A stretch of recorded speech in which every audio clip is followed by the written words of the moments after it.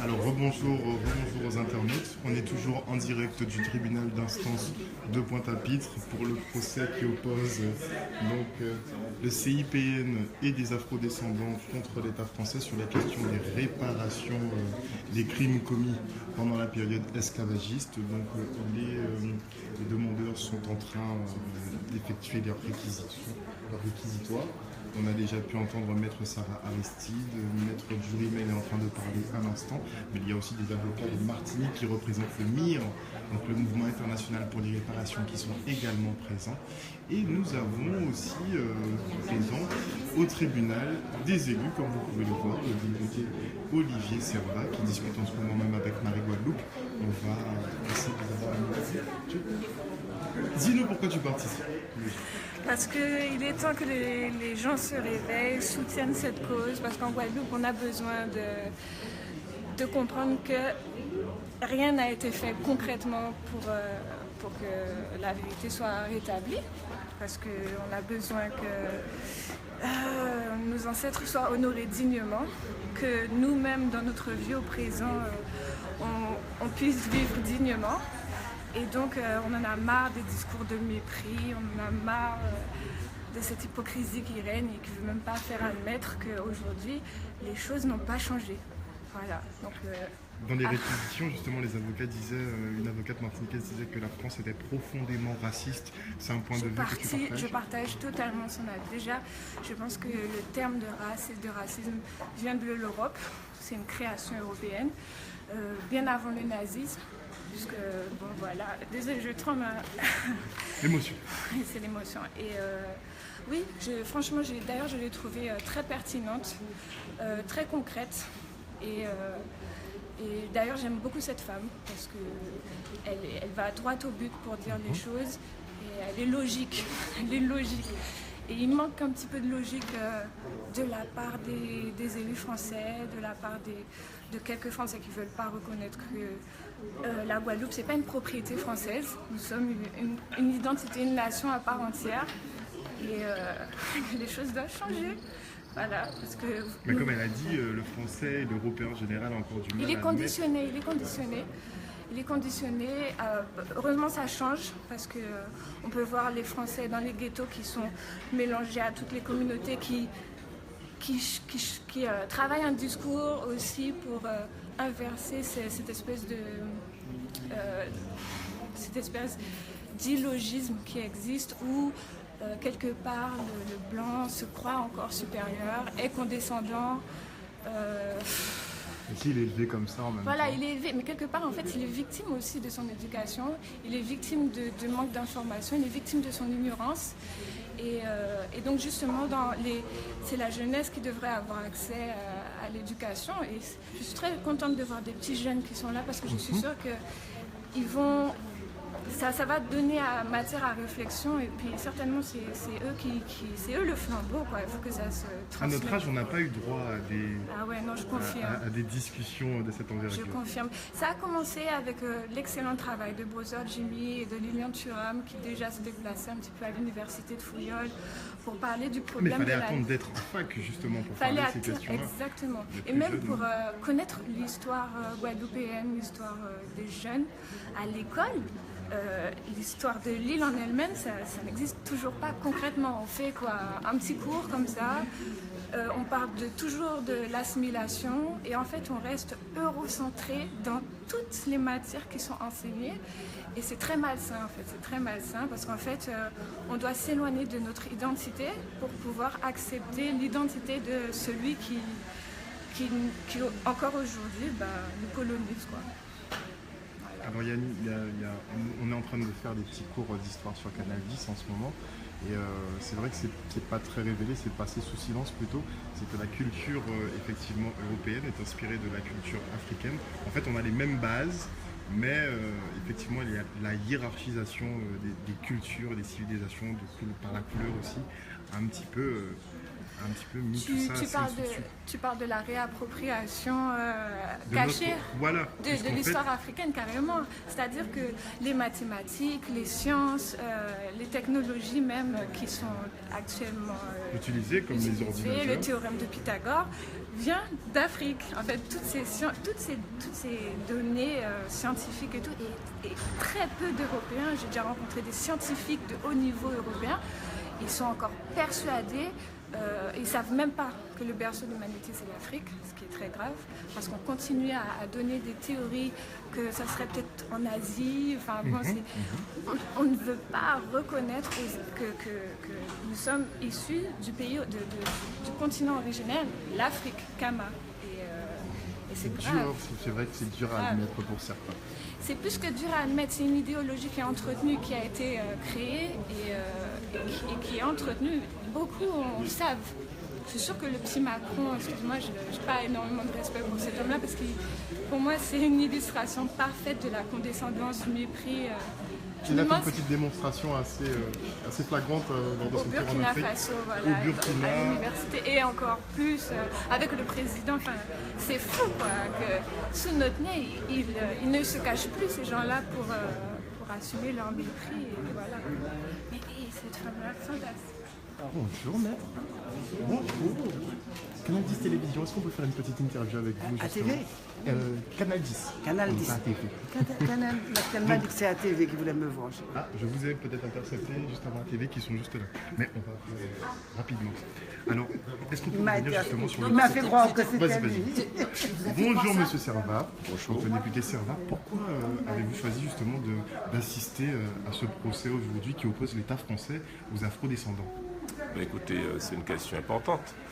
Après un combat dur concernant la reconnaissance de l'esclavage comme crime contre l'humanité, il y a des questions qui se posent notamment sur certaines réhabilitations, notamment nos ancêtres comme meubles. Ça mérite d'être questionné et c'est donc en observateur pour comprendre un petit peu les enjeux de part et d'autre que je suis venu pour aussi soutenir la démarche de réhabilitation de nos ancêtres. Mais c'est vrai que le schéma est un peu complexe puisque c'est au bourreau effectivement de prononcer sa propre sentence comme ça a été dit dans la salle d'audience. Est-ce qu'on aura vraiment un résultat avec ce genre de formule? De toute façon, la loi contre le crime contre l'humanité a pris 22 ans à être reconnue. Donc je crois que nous entamons un nouveau chemin qui sera sûrement long, mais l'important c'est le chemin et donc il faut le poursuivre sereinement avec détermination et patience. Alors comment se passent effectivement vos travaux à l'Assemblée? Je sais que vous faites partie d'une commission qui est importante, oui certes, mais est-ce que vous sentez vraiment que vous êtes pris en compte qu'antillais, en tant que personnalité publique noire? Bon, disons que je suis président de la délégation aux Outre-mer, qui est quand même effectivement à l'Assemblée nationale, celle qui regroupe l'ensemble des députés ultramarins et l'ensemble des députés hexagonaux qui s'intéressent à l'outre-mer. Donc je considère que c'est un lieu d'espace, un espace important. On a auditionné récemment Jean-Marc Ayrault qui travaille sur cette fondation pour reconnaître la traite négrière. Donc en fait ce sont des éléments pas à pas, pierre après pierre. Par exemple, il y a une salle Colbert à l'Assemblée nationale. On sait que Colbert a inspiré, a rédigé le Code noir. Et donc nous sommes en train de proposer, j'ai proposé avec d'autres députés que cette salle soit débaptisée et qu'on la nomme par exemple Gertie Archimède. Vous voyez, donc ce sont des éléments petit à petit, pas à pas. Il ne faut pas... de toute façon, on ne pourra jamais avancer à grands pas puisqu'il faut de la patience, de la conviction, expliquer parce que parfois, beaucoup ne savaient pas que notamment Colbert avait inspiré et écrit le Code noir. Donc en leur expliquant, ça peut faire évoluer les choses et pour la réhabilitation, là aussi, ce sont des débuts et bien on va continuer. Mais ce sont des sujets qui fâchent un peu? Eh bien, beaucoup de tractations. Alors, il fâche s'il y a des incompréhensions, s'il y a des manques d'informations. Donc, il faut souvent remettre l'ouvrage sur le métier en expliquant, en réexpliquant et en sensibilisant, et ça fonctionnera. Merci Ok. beaucoup, monsieur. Merci, à bientôt. Ok. Bon, c'est mal ça. Et j'ai également écrit un livre qui s'appelle Au commencement, Dieu créa l'homme noir, dans lequel je démontre que toute l'histoire des Juifs de la Bible, c'est l'histoire des peuples noirs. Et c'est pour ça qu'en plaidant, je les appelle les Khazars, parce que ce sont des Khazars, ce sont des Caucasiens, ce ne sont pas les vrais Juifs, ils ne sont pas sémites. Ils se sont convertis au talmudisme il y a peut-être 5 ou 6 siècles, et donc, un peu plus quand même, peut-être. Et donc, pour nous restituer notre véritable histoire. Vraiment, il faut savoir que l'histoire de la Bible, l'histoire des peuples hébreux, c'est notre histoire. Et probablement plus la nôtre, à nous, descendants d'Africains déportés, parce qu'il est question de nous dans la Bible. Deutéronome 28. Hein? S'il vous plaît, donnez-moi votre mail. Alors, le mien, c'est ma.duhamel@orange. C'est vraiment pas compliqué. .fr. Ma.duhamel. Et je suis désolée de poser cette question. En fait, j'ai l'impression qu'en Martinique, vous êtes plus actif pour... Juste sur cette cause-là, oui. On a dit qu'on a commencé grâce à Garcin, parce que Garcin, alors, il me filme, je ne sais même pas, alors que je suis en conversation privée. Ah non, mais c'est intéressant. Vos propos, justement, étaient très intéressants, puisque nous, on fait des plateaux, effectivement, ça fait 3 jeudis maintenant, c'est le 4e ce jeudi. On fait des plateaux un peu historiques pour réhabiliter, effectivement, l'image des Noirs à travers le temps. Donc, on a fait pas mal de travaux. Je ne sais pas si vous connaissez M. Jean-Philippe Omotunde. Donc, on prend certaines références. Il y avait eu un échange, d'ailleurs, entre lui et monsieur... Comment Monsieur Trastevere, j'oublie son nom, qui lui disait qu'il était martiniquais avant toute chose, qu'il n'était pas africain. Tu as vu cette interview? Oui, il y en a tellement. journaliste Maximilien. Non, il y en a. Non, mais ce qui est important, C'est juste ça, c'est avec D-U... HAMEL, ne pas Gmail, Orange. Orange, pardon. Et Orange, .com. non, .fr. Moi, j'ai rien compris. Alors, c'est bon, ça, c'est bon, c'est noté. Voilà, @orange.fr. Ma.duhamel, Duhamel est bien écrit, D-U-H-A-M-E-L. Merci, parfait. Voilà. Donc, tu m'envoies le mail et en réponse, je vais te mettre le texte.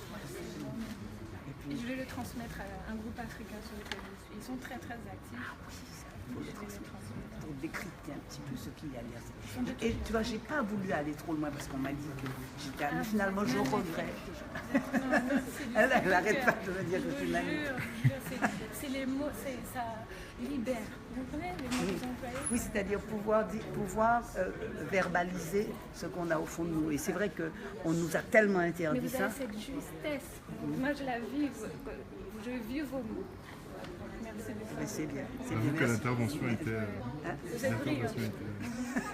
Elle va me donner des chevilles. Non, c'est pas.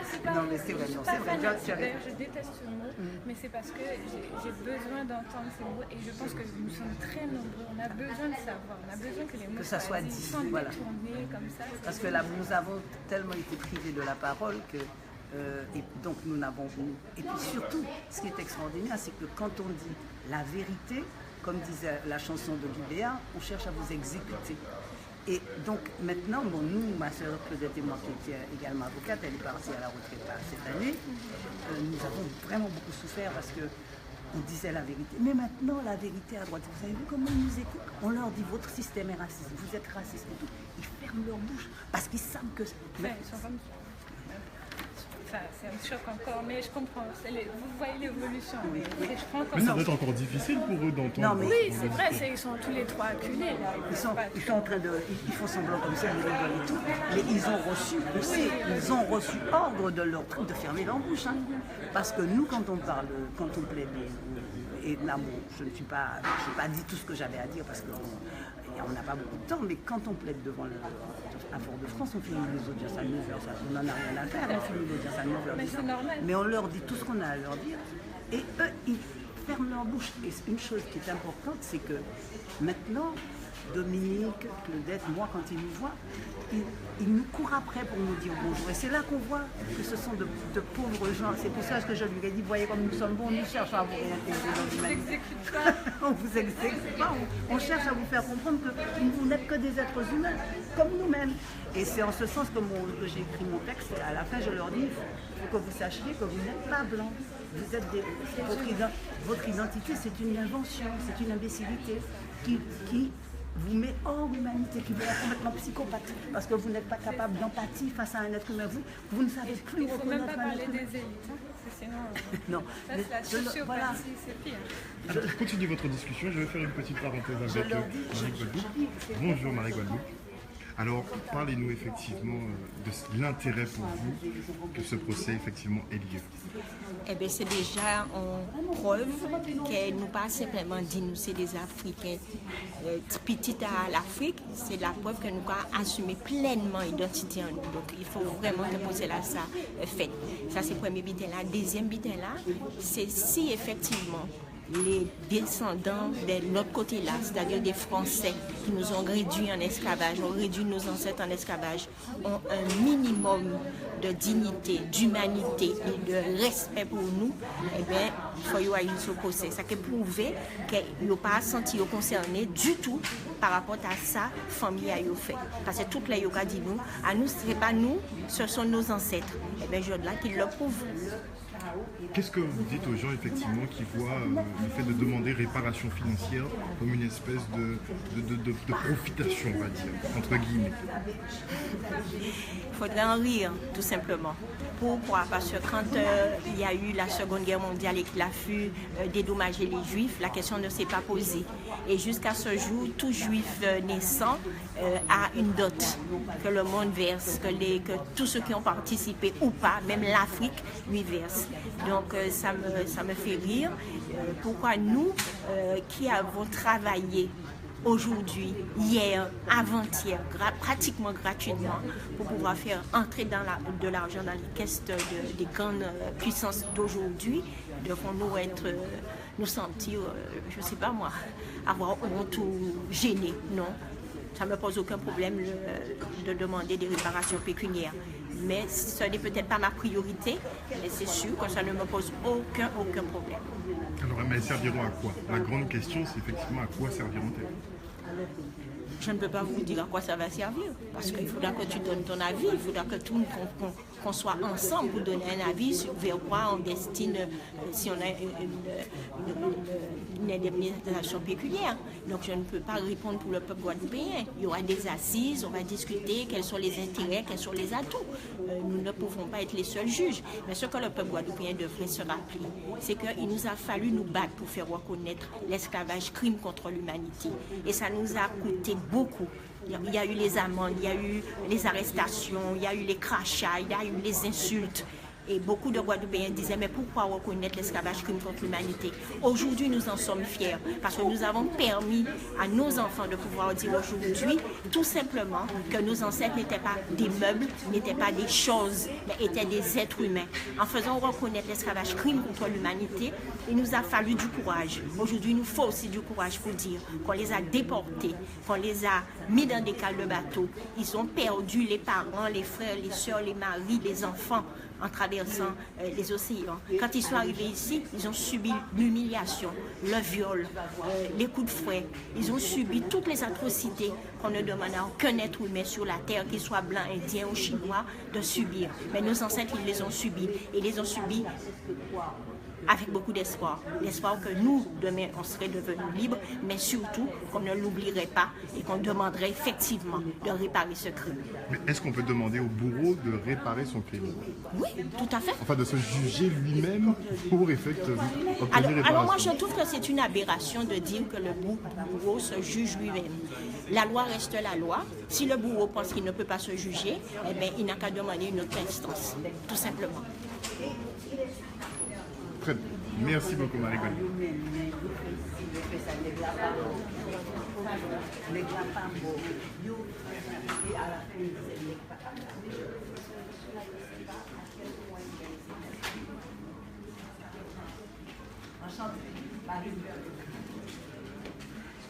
Donc,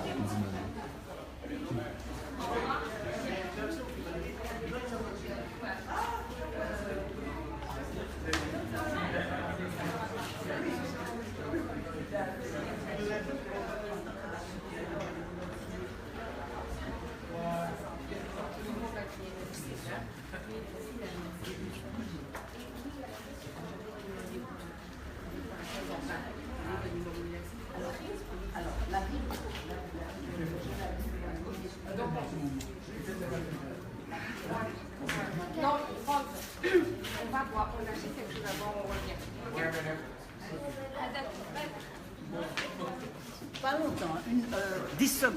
Mais c'est Canal 10, donc c'est 10 secondes. Un petit peu plus quand même, si on peut avoir 10 minutes, ce serait parfait. 10 minutes, faut pas exagérer, non? Ça passe vite le temps. Alors maître, justement, est-ce que vous pouvez expliquer aux internautes les enjeux de la procédure qui a lieu en ce moment au tribunal d'instance de Pointe-à-Pitre? C'est le tribunal de grande instance, mais bon, nous sommes dans la salle du tribunal d'instance, mais c'est le tribunal de grande instance qui est saisi d'une demande du MIR Guadeloupe et du CIPN et de personnes particulières en réparation contre l'État français. Parce que le moment est venu pour tous les afrodescendants, pour tous ceux qui descendent de ceux qui ont été victimes de la déportation, de la traite et de l'esclavage, de demander réparation. Nous avions impulsé ce mouvement par le MIR Martinique et maintenant la Guadeloupe a de son côté introduit cette action. Le but est de, premièrement, mettre l'État français face à ses responsabilités et puis face à ce qu'il est réellement. Parce qu'en fait, l'État français est un État raciste. Nous le savons. L'État français n'a jamais pratiqué que le racisme vis-à-vis des autres peuples et particulièrement vis-à-vis des peuples noirs, des peuples africains, puisque la rencontre de la France avec l'Afrique, ça a été une espèce de cataclysme pour l'Afrique, puisque les Français n'ont jamais abordé l'Afrique que pour dérober, égorger, détruire, voler, piller, etc. Donc aujourd'hui, après avoir bénéficié pendant des siècles, et après, alors qu'elle continue encore de bénéficier et de profiter des richesses de l'Afrique et des Africains, nous avons saisi le tribunal pour dire nous voulons être réparés du crime que vous avez commis, puisque vous reconnaissez vous-même que c'est un crime, à savoir la déportation, la traite et la mise en esclavage des Africains. Et bien sûr, en tant que bonne raciste, la France nous refuse ce droit à réparation. Alors, elle ne le dit pas en ces termes, mais en fait, le motif réel, c'est que, écoutez, on a déjà été bien gentil en 1848, en disant, en vous libérant, entre guillemets, en abolissant l'esclavage. Il ne faut quand même pas aller trop loin pour croire que vous êtes de vrais humains. Ce n'est pas parce qu'on vous a dit qu'on vous accorde un statut qu'il faut croire que c'est vrai. Alors, nous, on veut la mettre devant ses responsabilités. Dénoncer que l'État français est un État raciste, dénoncer que la justice française est une justice raciste, dénoncer que nous vivons dans un système abject de racisme et de profitation vis-à-vis des peuples noirs. Et puis, nous obtiendrons réparation parce que de toute façon, il faut que nous obtenions réparation. Nous l'obtiendrons d'une manière ou d'une autre, mais le but premier est déjà de faire prendre conscience à toutes les populations de cette problématique de la réparation, afin que nous puissions nous mobiliser et que nous puissions véritablement mettre l'État français je n'allais pas dire à genoux, mais faire courber l'État français, parce que toutes les richesses de la France viennent soit de l'Afrique en direct par le pillage de ces richesses en direct, soit de l'esclavage qui a permis notamment l'industrialisation de la France, et qu'aujourd'hui on nous fait croire que nous sommes des assistés, alors qu'encore aujourd'hui, si les Français mangent du pain tous les jours, c'est grâce à nous, nous qui sommes là en train de travailler. Merci beaucoup. Il y a une chose profonde à dire.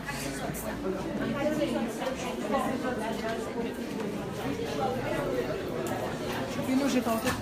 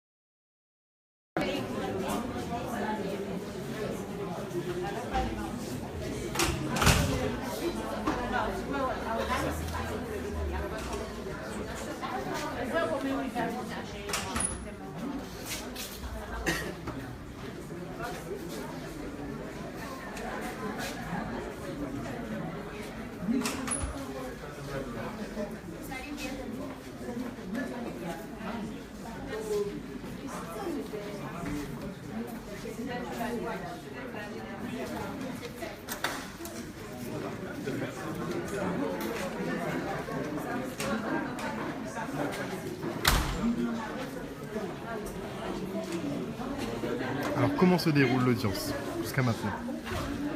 Bien. C'est une interview là que tu me fais. Bien, parce que l'argument selon lequel, l'argument que nous oppose l'État, l'argument selon lequel, premièrement, nous serions prescrits, et deuxièmement, il n'y a pas de rétroactivité de la loi, se heurte à ce que, quand la loi Taubira est promulguée en 2001, il est évident qu'elle est bien postérieure à l'existence du crime, de la même façon que quand les Juifs se sont vus reconnaître le crime contre l'humanité qui était le génocide qui avait été perpétré par les Allemands et ses alliés, lors du procès de Nuremberg, il est bien évident qu'au moment où cette loi est promulguée, elle est évidemment postérieure au crime au même titre que nous. Le premier point de la prescription est un argument qui ne tient pas s'agissant de crimes contre l'humanité. Le deuxième point de problème de rétroactivité de la loi et de prescription quadriennale, en quelque sorte, de dire que si pendant 4 ans on n'a rien demandé, on ne peut rien demander aujourd'hui, est un argument qui ne va pas résister à l'examen non plus, en tout cas en droit, parce que le crime justement dont nous prévalons est un crime évolutif. La preuve, c'est qu'aujourd'hui, nous avons un rapport scientifique qui nous dit que le crime d'esclavage s'est perpétué dans les générations à venir et futures et qu'il s'est transmis dans notre ADN et dans nos cellules. C'est le premier point. Le second point, c'est que ce que nous demandons à ce tribunal aujourd'hui, c'est d'ordonner une expertise et en sorte de demander à une commission d'experts d'évaluer et de quantifier les séquelles. C'est bien la preuve que nous ne sommes pas en mesure de le faire. Le troisième point, qui est en dehors du cadre légal normatif, j'ai envie de vous dire, c'est qu'un magistrat courageux, c'est un magistrat qui, dans les règles de droit, a le courage de faire évoluer la jurisprudence. D'ailleurs, nous l'avons déjà fait évoluer dans ce dossier-là. Quand nous avons commencé, on nous disait que nous étions irrecevables et que nous étions prescrits. Aujourd'hui, nous ne sommes plus que prescrits. Autrement dit, nous avons fait sauter le motif de la recevabilité. Donc ce que nous attendons d'un magistrat, et nous en avons connu des grands magistrats qui sont courageux, c'est que dans le cadre normatif, ils relèvent un minimum de conscience et d'élaboration pour dire non, ça n'est pas le droit et ce n'est pas de cette façon-là que nous entendons rendre la justice. C'est le dernier point. Alors, vous pensiez essentiel, effectivement, de faire un rappel d'histoire au début de votre plaidoyer. Vous pensez qu'ils ne maîtrisent pas tous ces éléments d'histoire? Ça me paraît essentiel. Ça me paraît essentiel de faire un rappel de l'histoire parce que je suis persuadée que nous-mêmes ici, nous ne connaissons pas notre histoire parce qu'on ne nous l'enseigne pas en quelque sorte. Nos enfants qui vont à l'école ne se voient pas enseigner l'histoire du peuple noir, la bulle papale, la création du crime contre l'humanité. Et il me semble essentiel de reposer notre histoire et puis de l'enseigner à ceux qui, étant de passage ici, ne sont pas au fait de notre histoire. Et il me paraît que dans le cadre d'un procès historique et politique et de justice, il faut savoir de quoi on parle, de quoi on parle pour pouvoir rendre une justice apaisée, sereine et dans l'équité.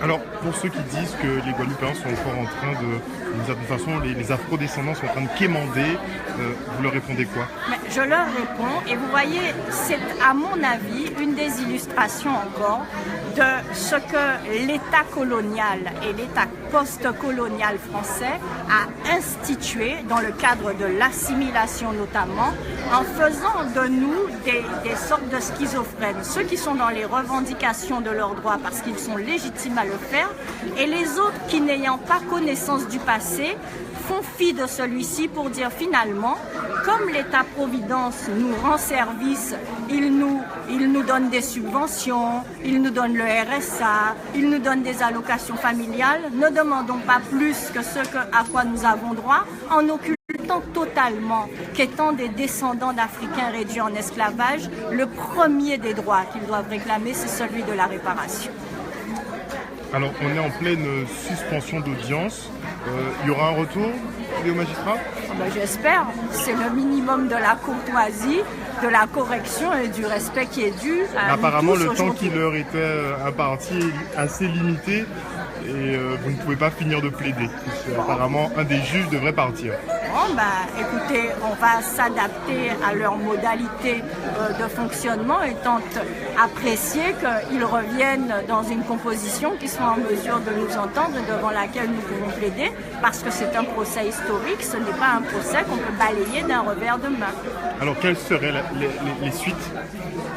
On a combien d'options possibles en fonction du jugement? On va bien voir quelle est la décision qu'ils vont rendre. S'ils font preuve de courage et s'ils estiment que nous avons juridiquement, parce que nous avons juridiquement raison, et puis s'ils effacent d'un revers de main les arguments qui sont les nôtres, je puis vous dire que nous n'arrêterons jamais ce combat-là. Nous ne l'arrêterons pas. Donc nous ferons ce que nous avons à faire. Nous avons des voies de recours pour ça. Et nous avons déjà initié un recours contre la décision qui a été rendue par le tribunal de grande instance de Basse-Terre il y a quelques mois.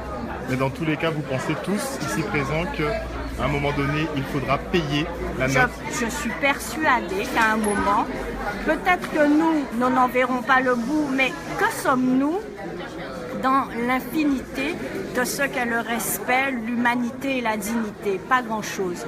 Je suis persuadée qu'un jour, nos enfants et nos petits-enfants verront l'aboutissement de ce combat-là. Mais pour qu'ils le voient, encore faut-il que nous en soyons à l'initiative. Merci beaucoup, Maître Aristide.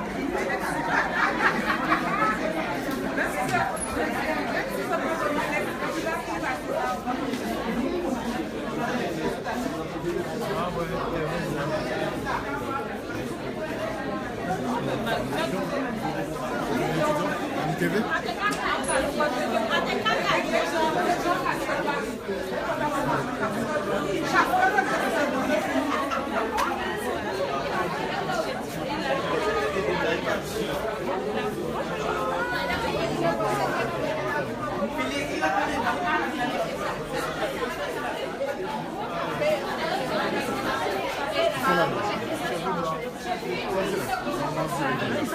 Mais on va passer aussi ce soir.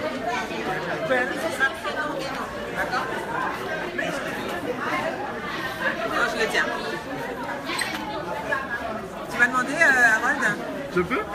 Tu peux. Merci.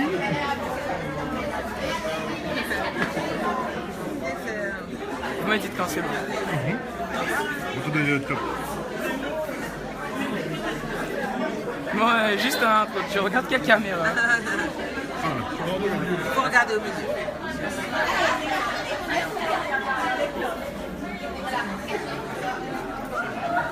Alors, prénom et nom. Bonjour, je m'appelle Philippe Legris. Je suis un enfant du collège Sadi Carnot. J'ai été invité avec mes enseignants, M. Thénard et Mme Guel, pour pouvoir assister au procès en assignation contre l'État français lié au crime lié à la traite négrière. Et comment vous avez trouvé ce procès et qu'est-ce que ça vous apprend, vous les jeunes? Alors déjà, ça m'a permis de savoir qui suis-je, quelles sont mes origines, quel a été le passé de mes ancêtres, quelles ont été leurs souffrances, comment est-ce qu'ils ont été maltraités, quelle a été leur valeur, entre autres une valeur qui était moindre que celle d'un crapaud, d'un animal, et surtout de savoir qu'il ne faut surtout pas reprendre ses gestes et bien sûr de comprendre tous ses actes. Et qu'est-ce que vous allez faire après tout ça? Est-ce que vous avez un travail? Est-ce que vous allez rendre compte? Est-ce que vous allez écrire un rapport? Qu'est-ce que vous allez faire? De toute façon, l'esclavage, c'est une thématique qui est abordée au collège. Donc cela nous servira dans notre vie de citoyen et dans notre vie d'étudiant. Car en 4e, en 5e et en 3e, ce sont des thèmes qui reviennent chaque année et qui sont souvent abordés. Et c'est bien justement de venir comme ça dans un tribunal et d'être un peu d'avoir ce côté pratique après la théorie. Oui, bien sûr, parce que je ne vais pas vous cacher, ça fait la deuxième fois que je viens dans un tribunal. La première fois, c'était pour la première partie, comme c'est la seconde. Et je ne suis pas déçu car je n'avais jamais mis les pieds dans un tribunal à part à Basse-Terre. Et je peux voir comment est-ce que ça fonctionne. L'auditoire, je peux dire déjà un grand merci aux personnes qui m'ont bien aidé car j'ai pu discuter avec pas mal de personnes des 4 coins du monde qui ont voulu assister à cette scène. Et bien sûr, je remercie les avocats de chez nous qui ont vraiment bien raconté notre histoire et ça m'a vraiment profondément touché. Et j'ai failli laisser quelques larmes à un moment. Merci. De rien. Alors, est-ce que tu penses effectivement que ce procès est justifié? Que les descendants, les afro-descendants doivent demander réparation à l'État français? Selon moi, ce procès, il est bien sûr justifié car, comment dire, il y a eu quand même des crimes qui sont déplorables et qu'ils méritent quand même réparation et qu'il y a beaucoup cette thématique qui est revenue, la loi Taubira. Et je pense qu'il ne faut pas prendre en compte que la loi Taubira est apparue en 2001 car si l'on prend cela, les lois, tous les crimes liés à, comme par exemple Hitler, Staline ou encore l'esclavage, on ne pourrait pas les prendre en compte. Or, ce sont des choses qui sont très importantes dans la vie et jusqu'à maintenant, on ressent l'esclavage. Je peux vous le dire, même CNN a fait revenir en Libye. Nous retrouvons l'esclavage partout dans le monde. Et ici en Guadeloupe, est-ce que tu sens les traces de l'esclavage ici? Il y a quand même une certaine disparité. Même en Guadeloupe, on retrouve des personnes qui sont racistes et même partout dans le monde. Tu penses que c'est un état de fait qui doit cesser, vraiment? Oui, selon moi, ça doit cesser et nous devons lutter pour l'égalité et la préserver. Vraiment, ce sera une lutte de tous les jours. Oui. Et sinon, est-ce que les enfants de ton âge s'intéressent à ce genre de questions? Vous êtes quelques-uns, vous faites partie d'une même classe, en fait, vous avez les mêmes profs, je suppose, mais est-ce qu'en général, les enfants s'intéressent à ces questions-là? Pas tous, mais nous essayons, pour les plus curieux, d'approfondir et de creuser le sujet. Toi, c'était important pour toi de connaître ton histoire, c'est important pour toi? Oui, c'est très important pour moi pour savoir qui est-ce que je suis et surtout une culture générale et ne pas oublier mes racines. En plus, tu es métisse. Oui. Donc, il y a beaucoup de racines. Oui. Super. Merci beaucoup, en tout cas. De rien.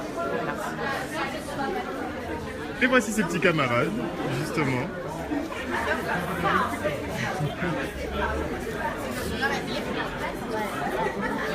Tu veux me donner ton avis? Tu veux donner ton avis? Non, ça va. Ça va? Tu es sûr? Oui. Mais oui, dis-nous ce que tu penses, justement, de ce procès. En fait, c'était bien, mais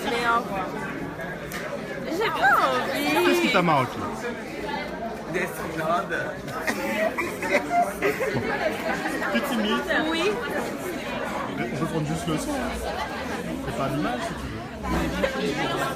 Mais il y a d'autres personnes qui ne sont pas timides. Voilà. Monsieur Dieu,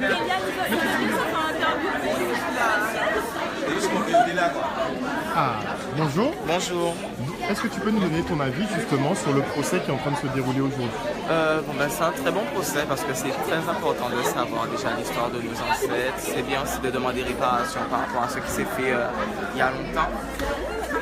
C'est que c'est fait il y a longtemps.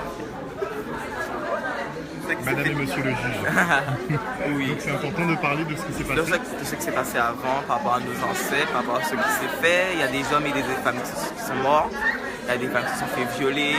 Il y a des choses comme ça qui se sont faites. Et c'est important de demander réparation pour... Donc on dira, souvent on dit, ce sont tes ancêtres qui ont souffert, c'est pas toi. Ben, en quelque sorte, comment dire, on est tous noirs. Donc c'est toute notre histoire, on va dire. C'est notre histoire à nous, vu qu'on est noirs. C'est pas l'histoire des Blancs, c'est pas l'histoire des Asiatiques, c'est pas l'histoire des Indiens, c'est l'histoire des Noirs. D'accord? On sort tous d'Afrique, donc c'est à peu près notre problème de s'occuper des choses qui se sont passées avant et de demander réparation à ce qui se passe maintenant pour demander réparation aux gens, aux descendants. Et pas descendants d'esclaves, mais descendants d'afro-descendants et plutôt afro-descendants. Mais pas descendants d'esclaves parce qu'on descend tous d'Afrique, on est tous noirs. Alors, est-ce que tu dirais qu'à l'heure d'aujourd'hui, tu sens effectivement une différence de traitement entre les Blancs et les Noirs ici en Guadeloupe? Oui, il y a une énorme différence parce que je ne vais pas m'exprimer sur tout ce qui est laïque. Je vais plutôt m'exprimer sur tout ce qui est racisme, tout ce qui est... de l'irrespect, choses qui ne sont... On ne respecte pas les Noirs, on ne respecte pas les autres races.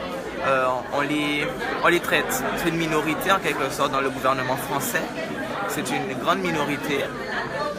Et ils essaient de nous faire croire ce qu'on n'est pas en fait. Donc en gros, on a beaucoup de potentiel.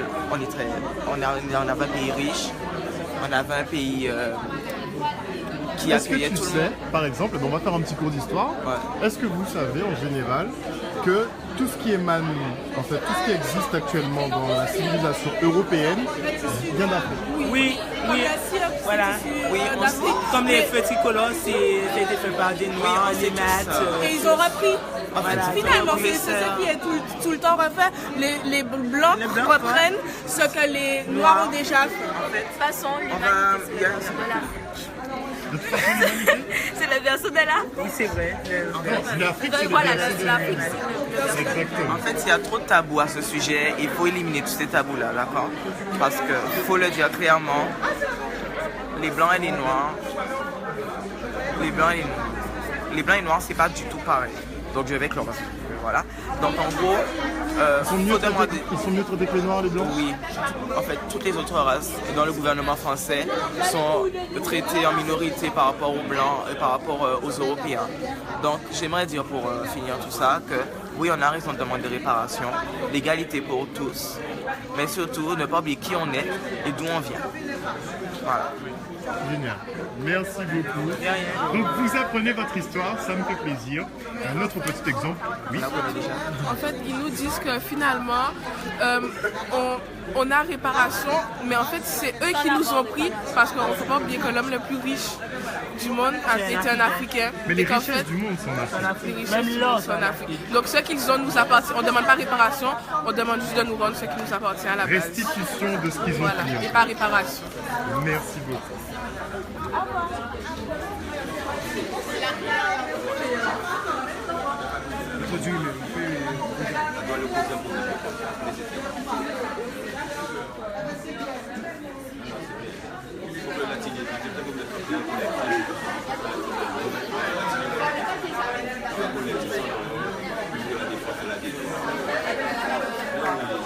Des enfants qui s'intéressent particulièrement à leur histoire, ça fait plaisir effectivement. Donc on comprend un peu mieux pourquoi ils participent à cette audience aujourd'hui. Ils semblent vraiment avoir un réel intérêt pour l'histoire de leur... Ah, bon, on suppose que c'est à cause de Madame le professeur qu'ils ont un tel intérêt en fait pour leur histoire. Effectivement, Madame le professeur d'histoire a emmené ses élèves qui avaient déjà assisté à la première partie du procès à Esther. Absolument. Et donc il fallait continuer pour poursuivre le travail avec eux à ce niveau-là. Alors est-ce que c'est ce que vous leur apprenez fait partie simplement du programme ou vous allez un petit peu plus loin parce qu'ils savent des choses qui ne figurent pas dans les programmes? Ah non, mais c'est le programme bien évidemment, mais il faut aller quand même au-delà. Ces enfants doivent se former forger une conscience. Ils doivent connaître leur histoire, c'est évident, mais ils doivent aussi se forger une conscience. Ils doivent avoir des repères. D'accord ? Donc c'est important pour nous d'être là aujourd'hui. Merci beaucoup en tout cas pour le travail que vous faites. Il n'y a pas de souci. On y va.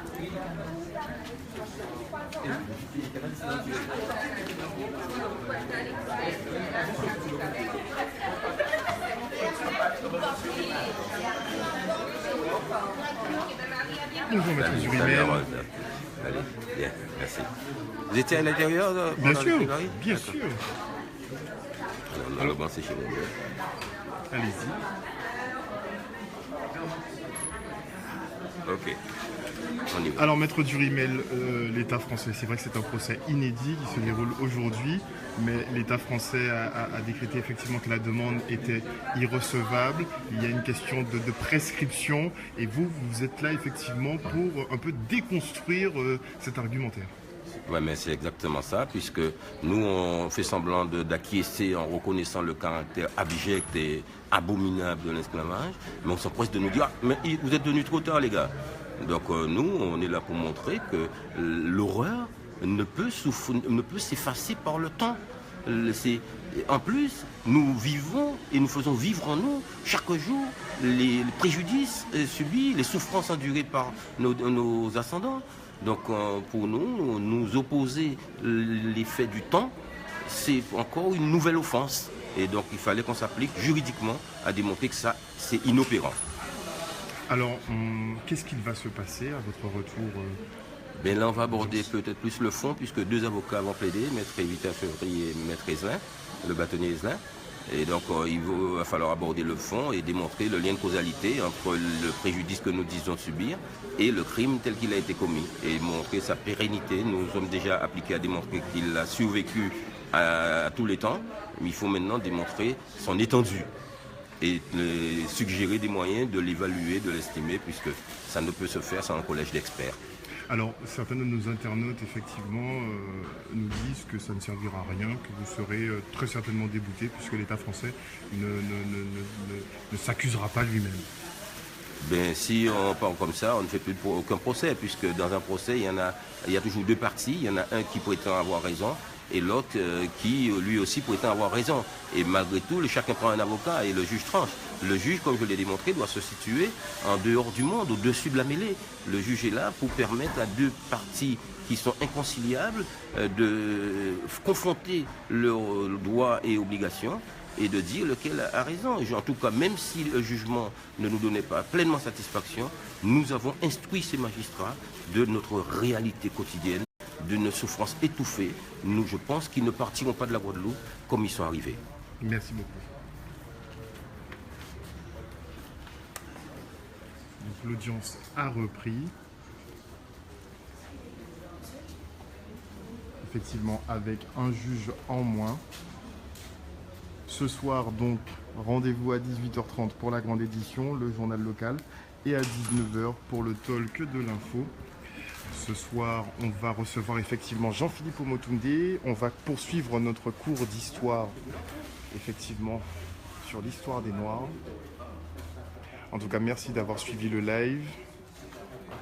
N'hésitez pas à partager, surtout pour les propos qui ont été tenus par ces jeunes collégiens qui s'intéressent à leur histoire. J'avoue que ça fait vraiment plaisir. Donc, on se donne rendez-vous ce soir pour un autre point. On fera un petit débrief sur le procès, évidemment. Mais comme je vous l'ai dit, on va parler d'histoire, d'histoire des Noirs. On va s'attaquer un petit peu à la Bible, quand même, aujourd'hui, qui a une origine noire, il me semblerait, n'est-ce pas? Parce que vous n'en doutez plus maintenant. Et quand même faire un point aussi sur certainement le petit tour d'Emmanuel Macron en Afrique. Donc rendez-vous à 18h30 sur Canal 10. À tout à l'heure.